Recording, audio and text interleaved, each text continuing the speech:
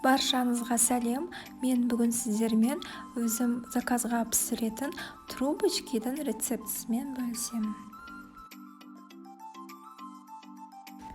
Ең бірінші мұздай майымызды осылай оңға батырып алып үкіштен өткіземіз. Бізде песочный үгітілмелі осындай қамыр пайда болады. Одан кейін сұйық массамызды дайындаймыз.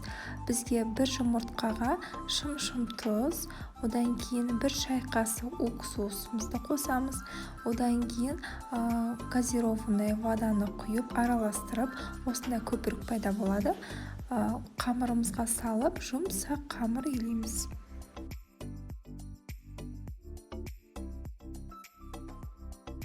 Басы бүркенше илейміз, қолға кішкене жабысып тұру керек. Егер қатты жабысып жатса, кішкене ұн қосып жіберсеңіздер болады. Одан кейін салафанға салып 15 минутқа тоңазытқышқа қоямыз. Демалған қамырымызға ұн сеуіп, 4 бөлікке бөліп жаямыз. Қатты жұқа болмау керек. Қалыңдығы шамамен 1-2-3 мм болатындай етіп жаямыз.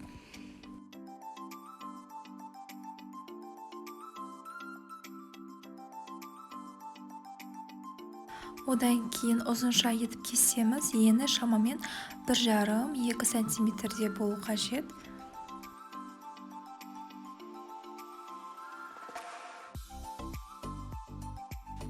Одан кейін қамырымызды осындай формаға видеодағыдай орап шығамыз. Бұндай формалар кез келген кондитерлік дүкендерден таба аласыздар.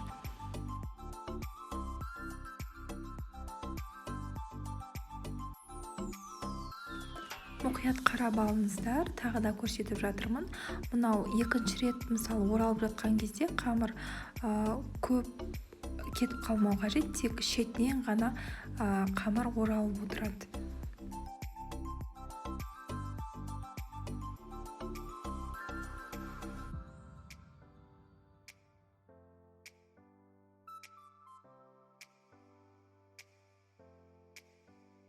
Одан кейін бетіне жұмыртқаның сарысын жағып, қызып тұрған пеште 170 градуста 30 минуттай қызарғанша пісіріп аламыз.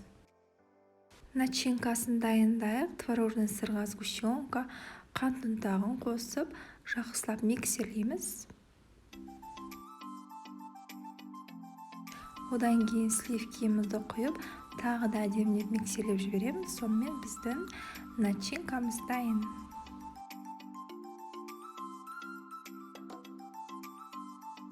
Міне бізде осындай қою крем пайда болады. Осы кремімізді кондитерлік қалташаға салып, бас жағында менде 354 насадка. Одан кейін осы трубочкаларымыздың ішіне осындай әдемілеп салып шығамыз. Дәмі деген керемет. Енді міндетті түрде дайындап көріңіздер. Видео ұнаса, достарыңызбен де бөлісе отырыңыздар. Аяғына дейін қарағандарыңыз үшін рахмет. Ас болсын.